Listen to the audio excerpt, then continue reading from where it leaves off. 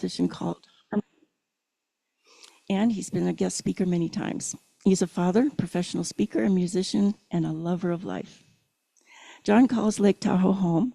Lake Tahoe has brought him guidance, purpose, connection with great people, and grand adventures. John's latest adventure is chiropractic school, where he's learning how to connect mind, body, and spiritual healing in a new way. His talk today is Stay Focused on the Good. John, you're on.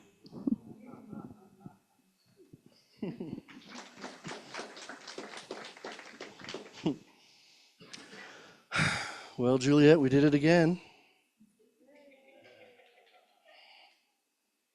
I have to re-enter my body now, try to give a talk. Well, good morning. How are you? Happy summer to you. There's a lot of summer colors in here I was noticing. We were noticing how there's a lot of light blues and pinks and yellows and even some fuchsias and you know, we got good old Roger over here keeping the man in black, you know, just keeping it coming here. There's always one. It's usually me, honestly. And that's good. Life's all about variety. Have you been enjoying the summer as it's been unfolding? It's been really beautiful. The weather's been really beautiful. I got to go home and visit family the last 2 weeks, Luca and I, in Iowa and Minnesota, and both of those are kind of a crapshoot this time of year as to how humid is it going to be, how hot is it going to be, how buggy is it going to be. Are we going to catch a thunderstorm? And we did. We caught some lightning, some thunder, some rain, but it was really a really nice, beautiful, breezy, sunny days. The UV wasn't too intense. It was really pleasant. So I hope you've been experiencing that and getting out and getting your vitamin D and connecting. I was talking with some friends the other day about waking up and continuing your circadian rhythm, your sleep-wake cycle. And you probably know that it's good to, you know, minimize light exposure before you go to bed, be it a phone, television, you know, bright lights. And it tells your body that it's time to start shutting down, to start the restorative, repair, healing activities. And sleep is really important for that. It's our time to turn off the sympathetic and just be in parasympathetic and let the autonomic nervous system do its thing. So I hope you're giving yourself that time. But then waking up, we can expose ourselves to the light. And the light hits our skin and the chemical processes start and our eyes see light and it tells our circadian rhythm to get those processes going. It's a beautiful thing. We're a beautiful divine being in this body. And it's been a wonderful journey learning not only the spiritual side of life, but the carnation side of life, the incarnate side. So what I wanted to talk about today is kind of centers around unity principle number 3. And maybe you know this one, maybe you don't. How many of you are kind of new to unity and you're here because it's this is a good spiritual place for you to come? Nobody. Everybody's used to it. Okay, good. All right. Well, you guys already know everything, so no, I'm kidding. We create our experiences through our thoughts, and thoughts matter. And it's part of the mission and vision statement here. You know, changing hearts, one thought, one heart or changing lives, one thought, one heart at a time. Our thoughts do matter. Our thoughts are very important, but an important part of this principle, I guess you'd say, was we create our experiences through our thoughts. So we are here, we experience, we are spirit experiencing itself. It looks like others, but we all know it to be oneness. And experiences really are all we have. There's a good line from the second, is it second? No, it's first. The first Grumpy Old Men movie. Burgess Meredith says that. He says, I'm going to be 94, you know. Experiences, Johnny, that's what life's all about. He's talking to his son. And it's very true. And I know that you've all had amazing experiences. A lot of you are further down this journey, this path than I am. And I know you've collected those experiences walking on your path. And some were good, and some maybe didn't feel so good in the moment, but they all have wisdom in them. And I'm sure you're all very good at tapping into awareness and seeing the truth through those experiences. Because we have been given tools. And coming here every week, I'm not telling you anything you don't know. We all know everything. We're just reminded of it from time to time. So life is the great mystery. We're all detectives and sojourners of truth and being. We each have a unique soul. We're born into a set of circumstances, which I feel is pretty interesting.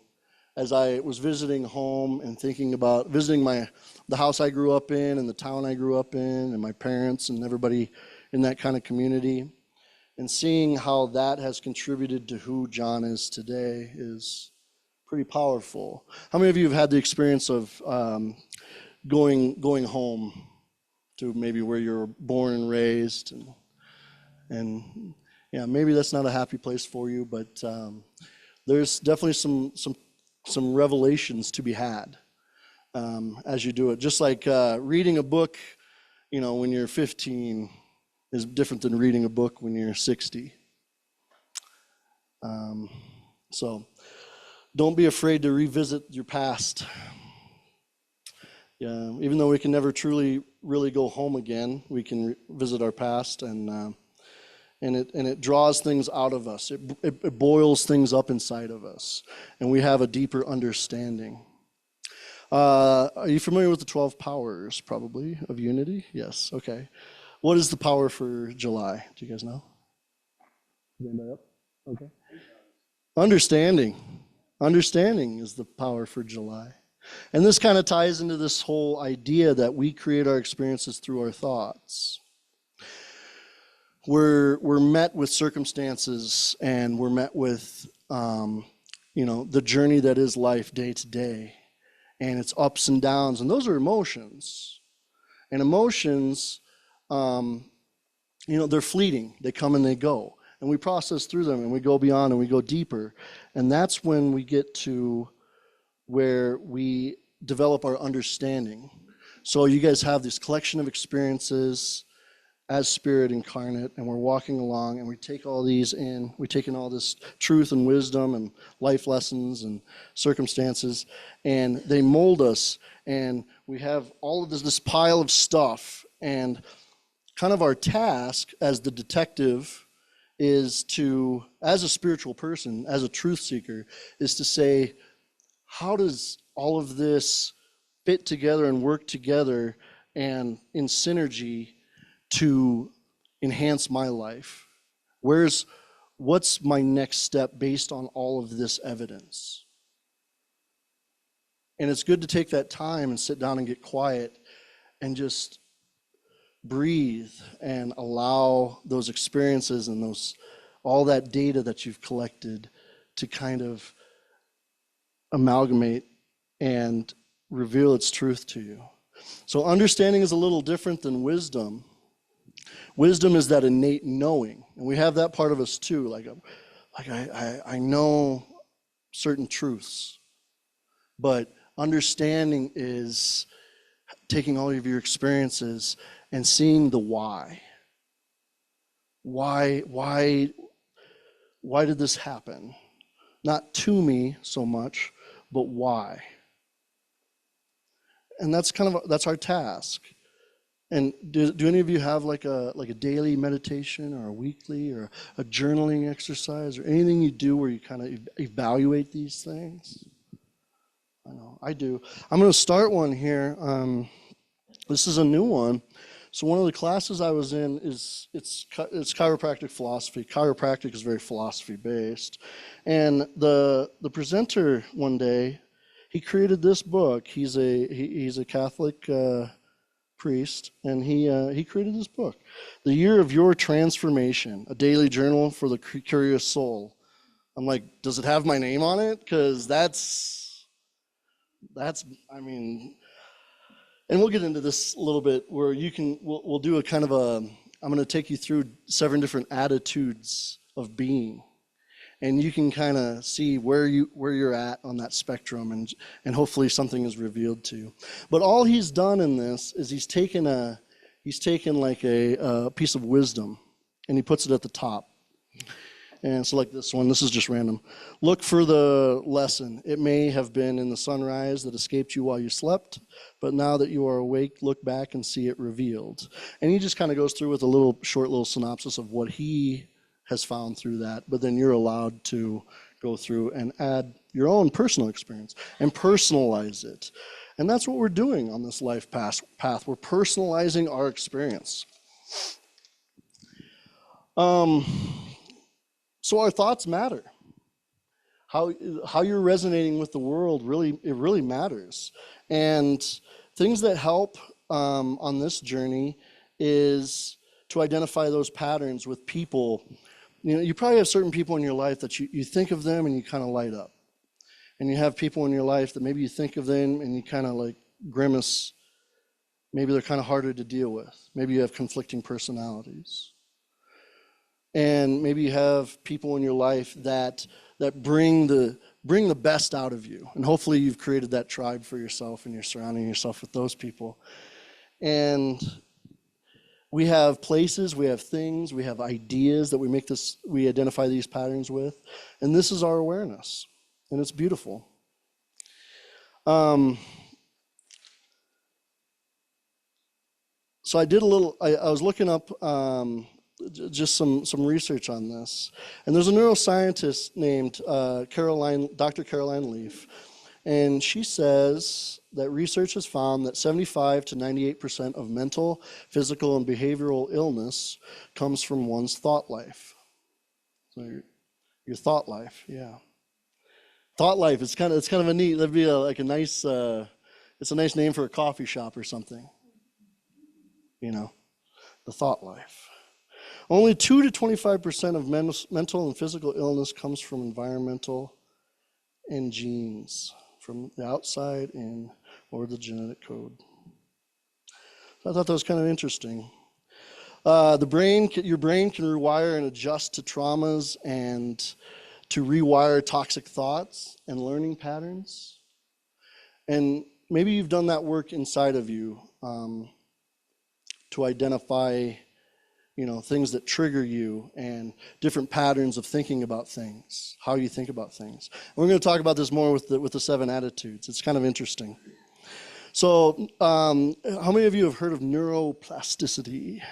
Okay, great. What do you do to promote your neuroplasticity, Juliet? You dance, yeah.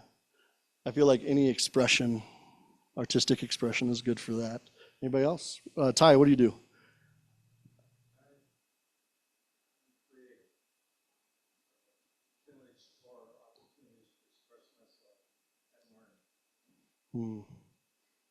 And you ski. Yeah. Skiing is one of those flow activities where you're responding in the moment. Anything that makes your brain work in the moment, music, reading music, dancing, creating, problem solving. Cindy, gardening, yes. Gardening. One of my favorite parts of being home is my parents' garden. We were a little bit early for everything this time. And my mom was picking peas that had come, and she's like, I'm going to have Luca help me with these. She had a whole pile of peas on the table. And I'm like, okay, I'm going to go play some disc golf, bud. I'll see you later. Have fun with Grandma. And he's like, wait. He looked at the pile of peas, and he was like, wait, I want to come. I'm like, you're not going to enjoy it. It's going to be hot and humid, but okay. And he didn't. He didn't enjoy it.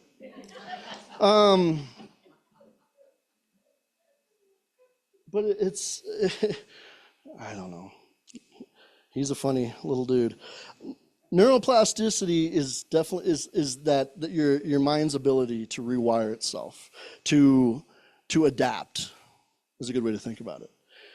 Being a mind ninja is the way I think about it. And keeping yourself sharp, doing puzzles, solving problems, putting yourself into challenging situations where you have to work use your mind to work your way out of it. And meditation is one of these things where we kind of shut the mind off, or we extremely focus on one thing, or we focus on not one thing, and we just allow to come. Whereas neuroplasticity is more like an active engagement of your mind, and it's a good thing to do. If you have something that you have in your life that you do that challenges you mentally, definitely keep doing those things. It really helps. Let's see, what else here? We got, thinking changes our chemical balance. Sustained negative thought patterns decrease our serotonin levels. Serotonin is our happy hormone. And serotonin, it regulates our mood, our sleep, our appetite, our digestion, and it powers those synapses in our brain activity. So it's a very powerful hormone, and so recognizing those negative thought patterns and bringing yourself to be aware of them when they come up, what triggers them, why do I think about something like that, and re-engaging with how you're going down that road is a good thing to do.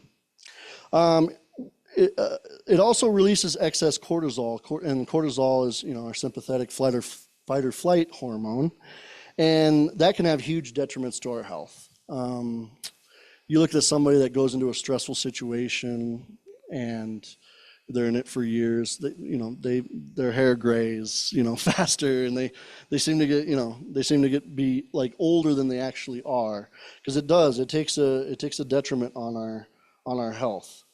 And so our thoughts manifest, and they're revealed in us. And so it's a good thing to be aware of that as well. But we get to flip the script. It's a beautiful thing. Our emotions are our perceptions of our reality. And like I said, they're fleeting. They're unreliable. They're good to experience. That's why we're here. We're here to experience things. But we have to be able to set ourselves up so that we can feel our emotions and allow them to be, but then go beyond them and function and grow and heal. So that's an important part too. And the philosopher Epictetus says, it's not the events of life that change us emotionally, it's the way that we view those things in our life. And we can be all over the place with that, where our perspectives are. Dr. Leaf also says toxic thoughts produce toxic emotions, which produce toxic attitudes, resulting in toxic behaviors. It's a lifestyle thing. I know you all know this, and I know you're doing the work. If you guys familiar with the Blue Zone book or the study, there was a show as well. I didn't watch the show, but I read the book. Something that was across the board, constant in the blue zones, is daily connection with others. And we saw this in the last 5 years. This has unfolded in different ways. But we've seen the evidence both ways. But the person that did the research on that showed that every day, or in some way, shape, or form, people that are living longer, healthier lives are connecting daily with people interpersonally. Not that phone calls and Zoom calls and emails and all that kind of communication doesn't have its value. It does. But face-to-face communication is super important. And I remember the lady in Okinawa, she was like the mother to all these other women in her life, and she would just have them over every day, and they'd circle up in group, and they'd drink tea, and they'd talk, and all of this. And I noticed my parents do that too. My aunt will come over, my other aunts will come over. People in the countryside community will come over, and they'll just sit down over coffee or a meal and just kind of talk about life. And it's a beautiful thing to be a part of. We used to have a men's group here at Unity, and that was very powerful in that capacity. Is anybody part of a get-together group monthly or weekly or anything like that? What are you part of? I love that. I love that. That's great. What about you? Well, we have freedom parties periodically, and then part of the garden farming Mm, clean the other people in together. yeah. I think there's a garden club here in town. Maybe Cindy, are you part of the garden club here in town? Master Gardeners. I know Daria was part of that. Yeah. How about you? Well, I get together with several groups, but my main one is that um, my coaches class, that gathering is probably my Mhm. favorite. Okay. Anybody, Tim, did you have one? Or anybody else have one? I might have missed you. Yeah. Oh, yeah, for sure. Yeah. Yeah. Getting together and jamming is very powerful. It's good for neuroplasticity. It's good for our mental health. It's good for our emotional health. Anybody else? Yeah, this community right here.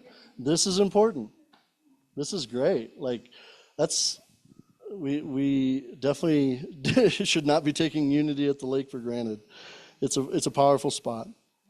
So this thought came to me this morning. We each have a mystery we are solving. Wisdom comes.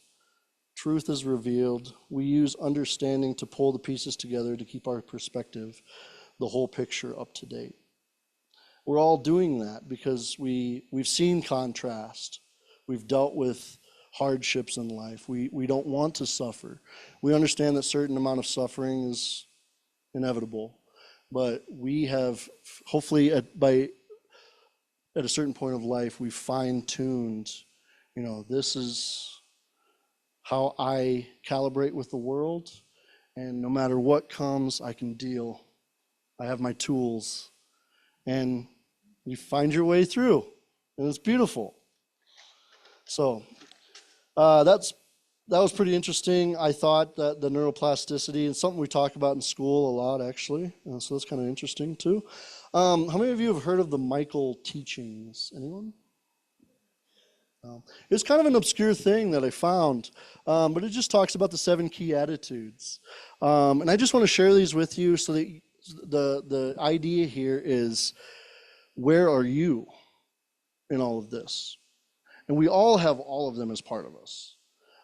And the idea behind the Michael teachings is the idea of reincarnation and living different life cycles and using these different attitudes at different points.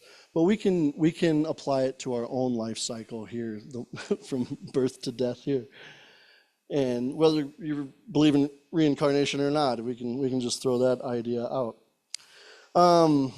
So the first one is, well, the first thing, first and foremost, we each have a unique psychological makeup.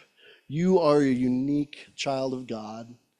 You have a unique experience, and while we share this in collective consciousness, don't take for granted your uniqueness. Love your uniqueness. And it empowers us, gives us esteem. I think about that as a musician sometime. Nobody has ever created this song this way, with my voice, with these chords, with these words, ever before. And you think about that going out into space and traveling through space, it's like, okay, that's pretty cool. Hopefully some aliens are listening. They are. So there's 7 of them: the realist, the cynic, the stoic, the spiritualist, which I'm pretty sure all of us fall into, the idealist, the skeptic, and the pragmatist. So the first 2 are self-actualizing, in that they're kind of personal journeys. The realist says, you can do it, this is how. So how many of you have someone like that in your life? Maybe you are that person. You can do it, this is how. Yeah. We usually tend to have one of those people in our lives, or that's a part of us. And realists reveal the truths. It's not always pleasant to be around them because they reveal truths. And people that don't want to hear the truths don't want to hear the truths. But my truth is different from your truth, and Roger has a very good book on that. What is your book called? The Truth About Truth. Everyone should read that book. That's good. Realists develop intuitive wisdom to build others up. These are the people you go to for advice. What do I do in this situation? And they see you, and maybe they've experienced that, or they at least have the wisdom to understand how it's going to unfold for you, and they're able to give you good advice. This is people like the analysts. Comedians are very good at this. Is anybody familiar with like George Carlin? George Carlin was a huge, philosopher of truth and realism.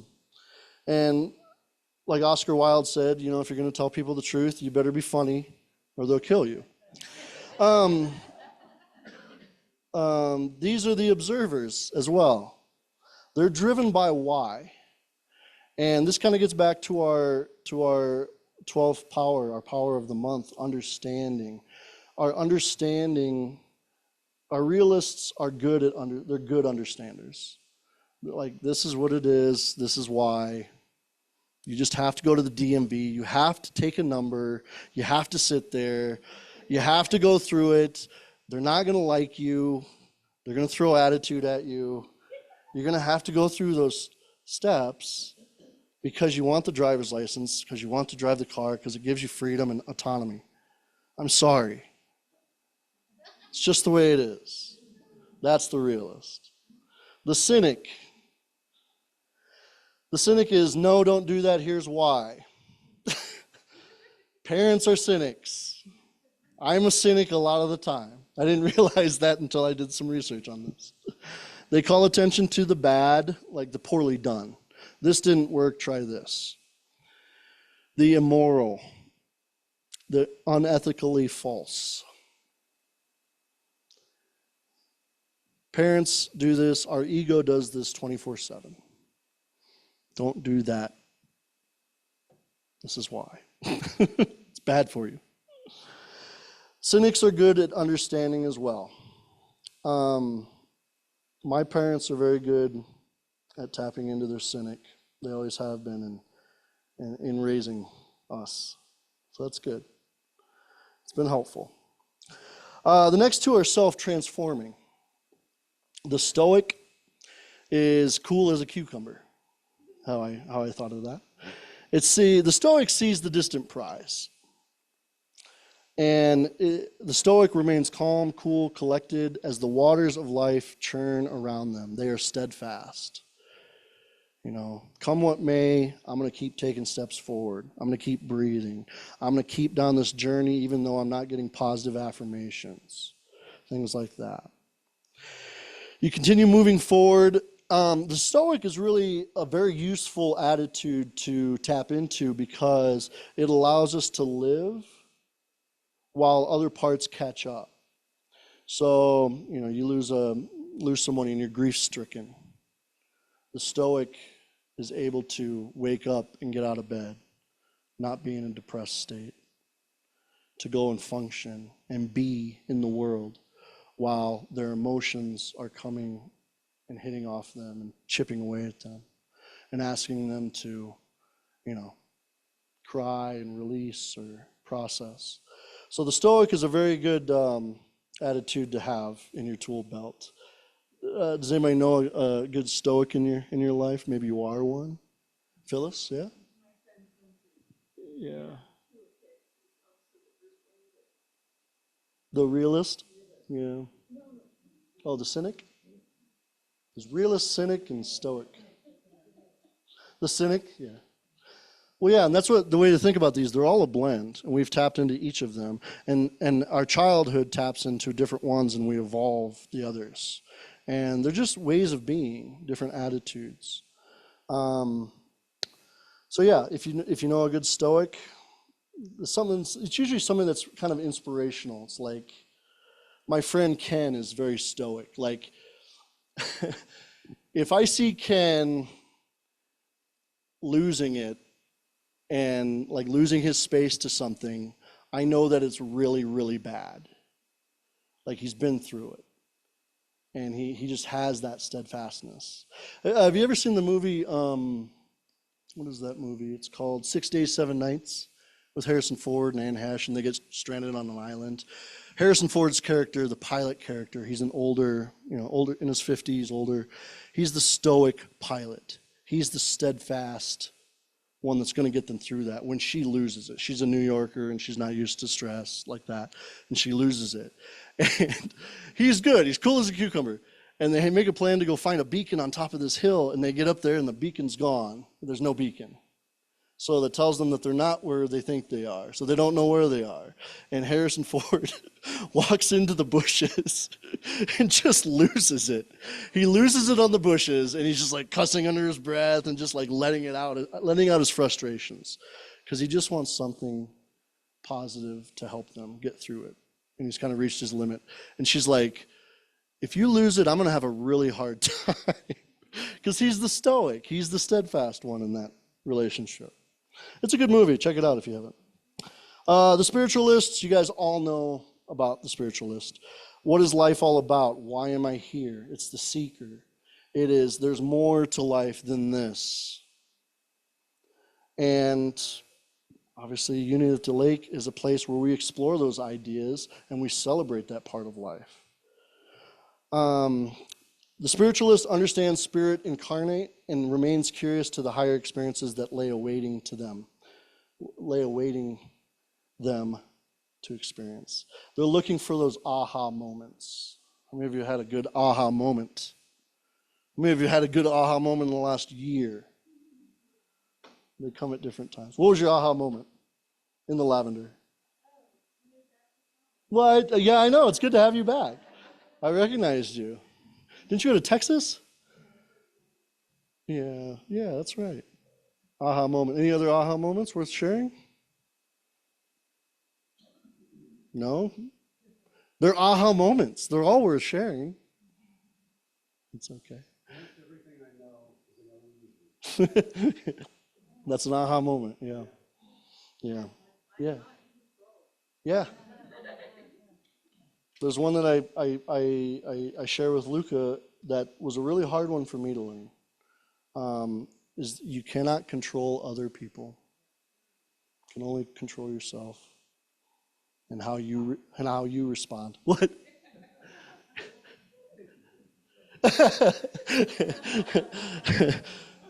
Tune in next week for Al's talk on how to control other people. Oh, controlling yourself. Oh, you think that's, yeah. Oh, yeah, haha, yeah, I know. I'm there too, I know, yeah. Don't have control, only influence. Influence, yeah. I just make suggestions. This thing runs itself. It's amazing how much you can get done if you pace yourself. Yeah. It's a marathon, not a race. Yeah. I've learned that in the last few years doing school and realizing that, I could have gone back to chiropractic school with the idea, I'm 40, I have to retire when I'm 60, I got to get this done. That's not the perspective I went into it with. I have the experience of knowing Dr. Stu Bittman, and I'm like, oh, I can just keep doing this as I age. This is going to be great. So taking all that. The idealist. You got any idealists in here? We're all a little bit idealistic. When you're a kid, you're very idealistic.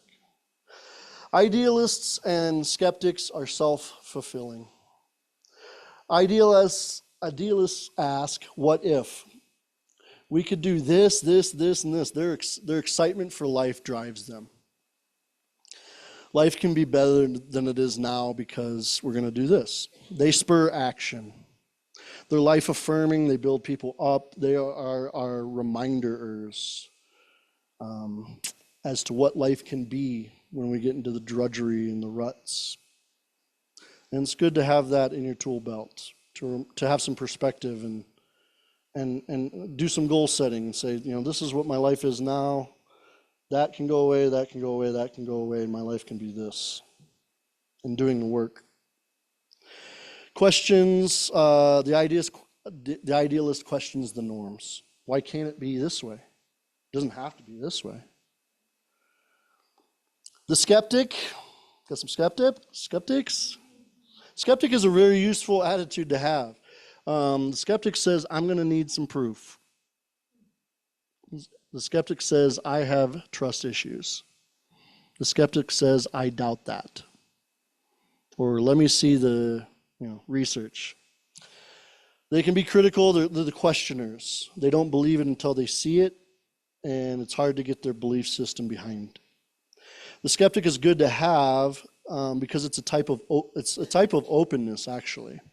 Whereas you don't believe everything you see or you hear, and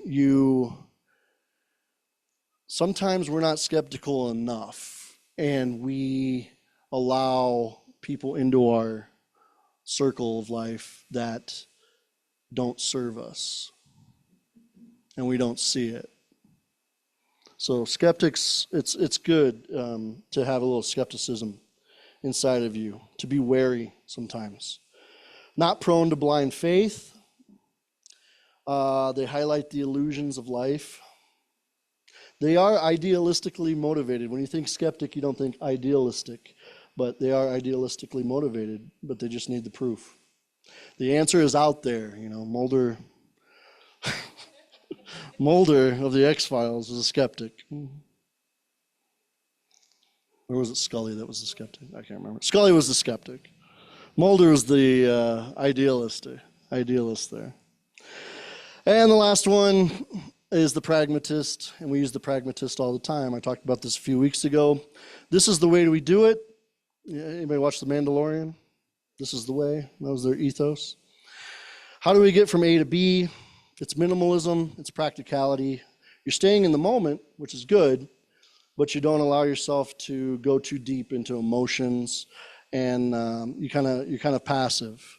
So it's a way to function so that the other attitudes that you're honing, or more useful attitudes for your situation, so that they can thrive in that moment, and you can still function as a human being. It's pretty great. It's like the undercurrent code that runs our lives. And those are the 7 attitudes. And it's kind of an interesting thought. The Michael teachings. Go ahead, feel free to look those up if you want to. So, in just wrapping this up, be mindful of your thoughts. Your thoughts have a lot of power. As you do your understanding with your pile of data that you've collected through experiences and life, be good to yourself. You're a divine, unique human being. Stay in gratitude. Gratitude, thank you for this day. That's why I chose that song today. And thank you so much for being here. I love you guys. It's awesome. Can I share a song? Can I share a song to capstone this? Is that okay? No, this is on Carol. She needs to approve. I'd love to. I don't get to play as much. I'm nursing a hand wound that isn't very pleasant. But a little suffering is inevitable. You can feel free to stand up and move around. I know it's kind of a long talk. I apologize. Feel free to stand up and move around if you want to. Sing along, This is a song about living life in Lake Tahoe. It's called Carry You a While.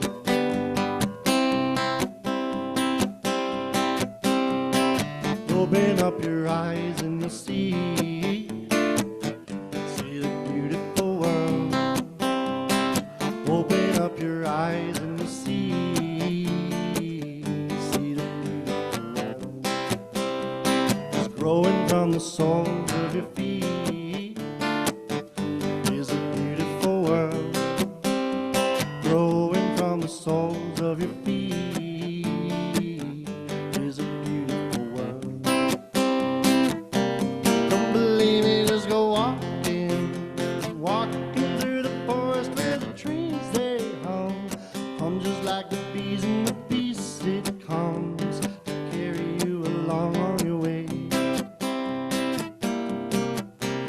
Or go swimming through the water where the waves they roll over your body